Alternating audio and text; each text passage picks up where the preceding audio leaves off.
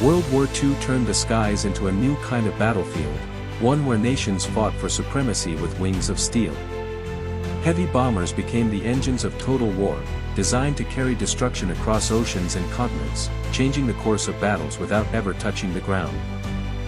From America's B-17 Flying Fortress to Britain's Avro Lancaster, Germany's Heinkel He 177, Japan's G4M Betty, and the Soviet Pe-8, each reflected its nation's engineering, doctrine, and desperation. But which of these giants truly ruled the skies of World War II?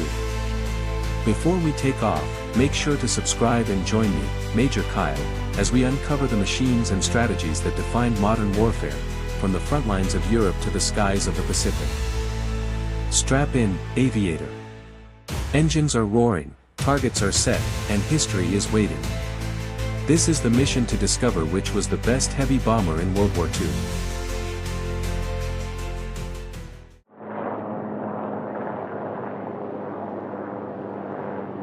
The Boeing B-17 Flying Fortress was America's response to the growing demands of a global air war. Designed in the 1930s, it became the backbone of the U.S. Army Air Force's daylight bombing strategy, a machine built to strike deep, hit hard, and make it home again. The B-17's nickname, Flying Fortress, wasn't just propaganda, it was earned. With up to 13.50 caliber machine guns, this aircraft could defend itself from nearly any angle, creating a deadly web of overlapping firepower that few Luftwaffe pilots dared challenge head-on. Unlike most bombers of its era, the B-17 was engineered for toughness. Crews often brought back planes riddled with holes, missing engines, or half a tail, yet still managed to land safely. Its rugged airframe became a symbol of American resilience and industrial craftsmanship. Strategically, the B-17 was the heart of America's precision bombing doctrine. U.S. planners believed that by striking factories, railways, and oil fields with surgical accuracy, they could cripple the German war machine and shorten the conflict. However, daylight raids came with staggering losses. Without long-range escort fighters early in the war, B-17 crews faced swarms of German interceptors and deadly flak. The missions over Schweinfurt and Regensburg in 1943 saw casualties so high that survival odds dipped below 50%. Still, the B-17 pressed on. It became a morale symbol back home, the unstoppable fortress carrying democracy's fight across the skies. Newspapers published heroic stories of crews returning on 3 engines, and Hollywood immortalized them in wartime films. In total, over 12,700 B-17s were built, each carrying up to 8,000 pounds of bombs. Though outmatched in payload by later bombers, its reliability and high-altitude precision gave the Allies a consistent edge in strategic campaigns. One of the aircraft's defining strengths was teamwork. A B-17 crew of 10 operated like a clockwork system: pilot, bombardier, gunners, radio operator, engineer, each role critical to survival and mission success. When the P-51 Mustang finally arrived to escort them deep into Germany, the B-17 reached its full potential. Together, they devastated Nazi industry and opened the way for D-Day by crippling German fuel and transport networks. By 1945, the Flying Fortress had become a legend, not the most powerful, nor the fastest, but the most enduring. It represented the idea that courage and consistency could win wars as surely as firepower.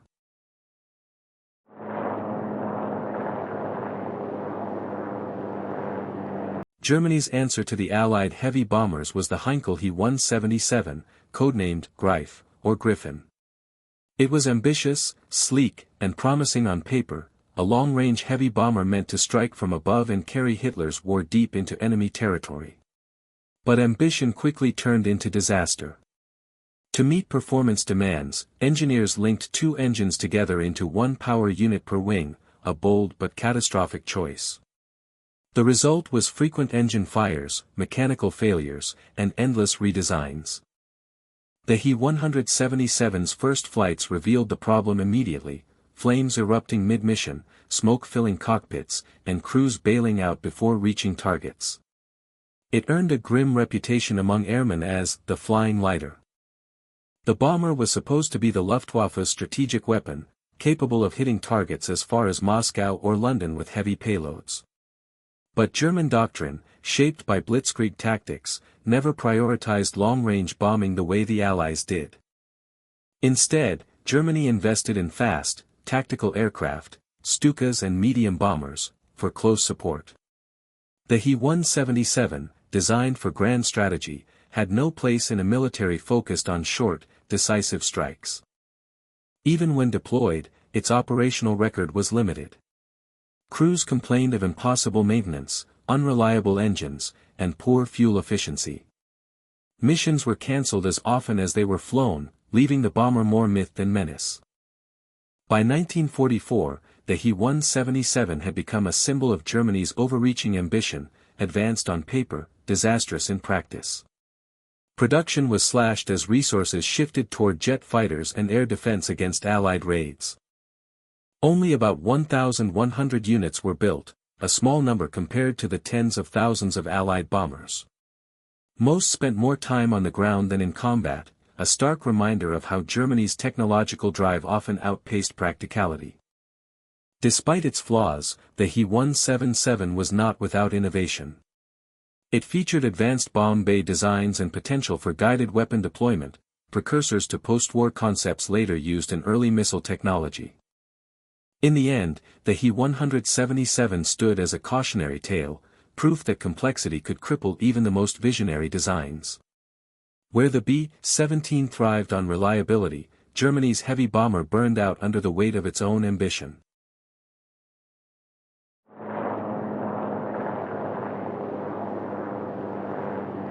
Japan's Mitsubishi G4M, codenamed Betty by the Allies, became the empire's most iconic bomber of the war.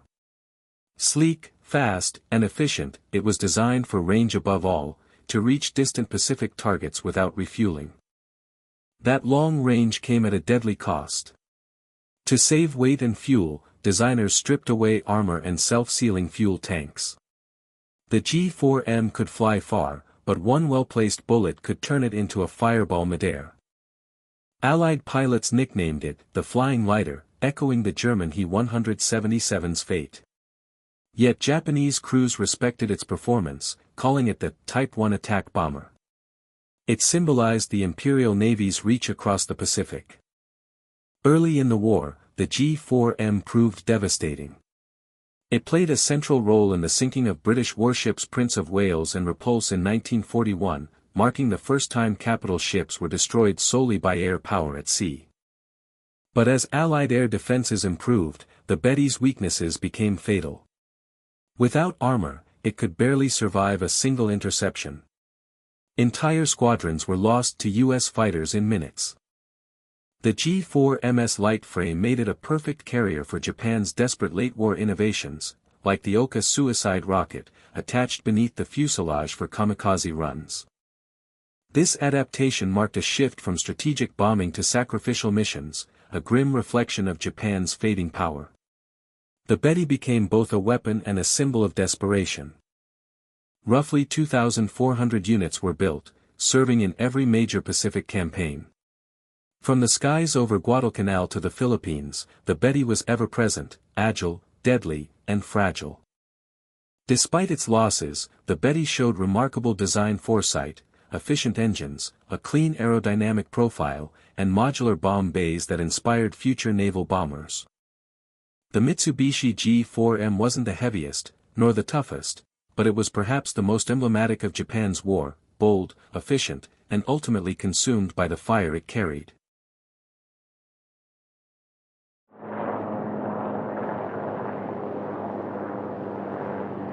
The Avro Lancaster became Britain's symbol of endurance and precision. Built for night bombing, it was designed to strike deep into Axis territory and bring the war home to Germany. The Lancaster would become the backbone of RAF Bomber Command.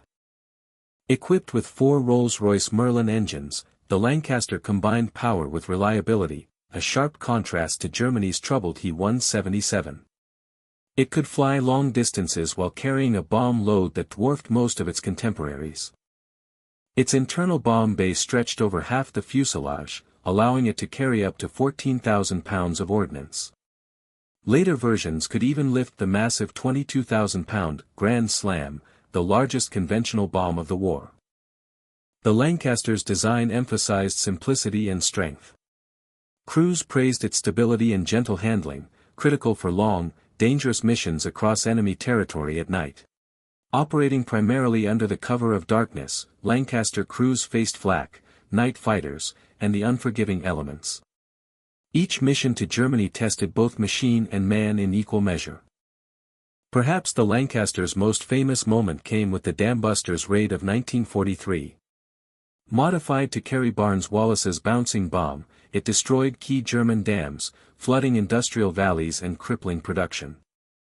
The raid showcased not just engineering brilliance but precision flying. Pilots had to release their bombs at low altitude, at night, and under heavy fire. It turned the Lancaster into a legend overnight.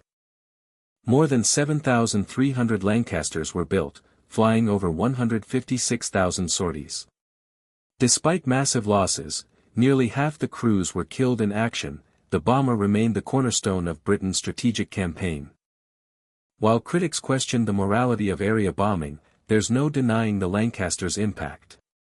It embodied Britain's resolve to strike back, endure, and carry the war into the heart of the Reich.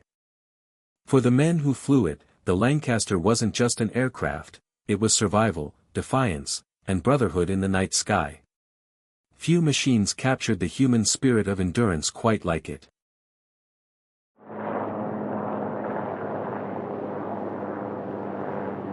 The Soviet Union's answer to the heavy bomber challenge was the Petlyakov Pe-8, a massive, rare machine built to carry Stalin's war deep into enemy territory.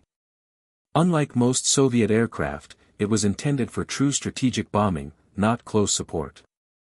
Developed in the late 1930s, the Pe-8 was ambitious but plagued by the realities of Soviet industry, scarce resources, limited production capacity, and constant engine issues that slowed its deployment. The Pe-8 could carry nearly 9,000 kilograms of bombs over 2,000 miles, impressive range by Eastern Front standards. But production was painfully slow, with barely 100 ever built during the entire war.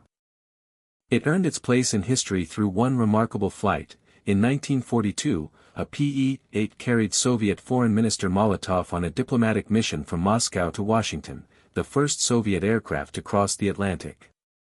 This mission stunned Western observers, proof that the USSR had built a bomber capable of intercontinental reach. For propaganda, it was a triumph. For engineers, it was vindication. Yet, in combat, the Pe-8 story was grimmer. It flew fewer than 100 operational sorties during the war, often under harsh conditions and without adequate escort protection.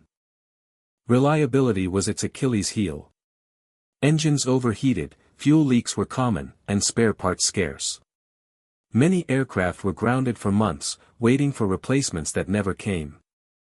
Despite this, the Pe-8 carried some of the heaviest bomb loads of the Eastern Front, including devastating attacks on German command centers and logistical hubs in 1943–44. Its endurance symbolized Soviet resilience, a bomber born from limited means, pushed beyond its design, and kept alive through sheer determination. In that sense, it mirrored the Soviet war effort itself. The Pe-8 was not the most produced or the most advanced, but it carried with it a quiet legend, a machine that dared to aim higher than Soviet skies could yet sustain. From the American B-17 Flying Fortress to the Soviet Pe-8, each heavy bomber told a story of its nation's priorities: power, endurance, innovation, or sheer will to survive. The US relied on rugged reliability, Britain on precision under fire, Germany on risky ambition, Japan on efficiency, and the USSR on determination against all odds. These bombers didn't just drop bombs, they carried ideology, strategy, and sacrifice. Each design reflected a nation's philosophy of war, from American mass production to Soviet scarcity. So which bomber truly ruled the skies? That answer depends on what you value most: range, payload, innovation, or survival. The skies of World War II were shaped by more than firepower, they were defined by the people who flew through the dark to change history. Which of these legendary bombers do you think was the greatest of them all? Tell us your thoughts in the comments below.